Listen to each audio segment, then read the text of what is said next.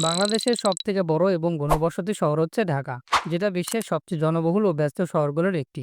কিন্তু এই শহরের মানুষের প্রতিদিনের জীবনের সবচেয়ে বড় দুঃস্বপ্ন হলো ট্রাফিক জ্যাম।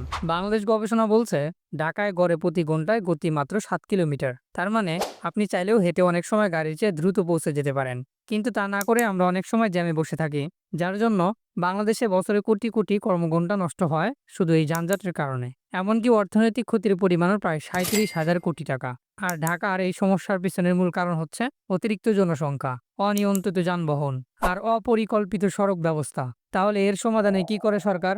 এর সমাধানের জন্য সরকার metro rail, bus rapid transit, BRT এবং উড়াল সড়ক নির্মাণ করেছে, কিন্তু তাতেও হচ্ছে না। কারণ সরকার করে যাচ্ছে উন্নয়ন, কিন্তু নাগরিকদেরও সচেতন হওয়া জরুরি। ট্রাফিক আইন মানা, ফুটপাত ব্যবহার এবং গাড়ি পার্কিং এর সঠিক জায়গা ব্যবহার করা। তাই আমি একজন নাগরিক হিসাবে বলবো, যানজট কমাতে আমাদের শুধু সরকারের উপর ভরসা করলে হবে না, নাগরিক হিসাবে দায়িত্ব নিতে হবে আমাদের। নইলে ঢাকার এই ধীরগতি চিরকাল চলতেই থাকবে।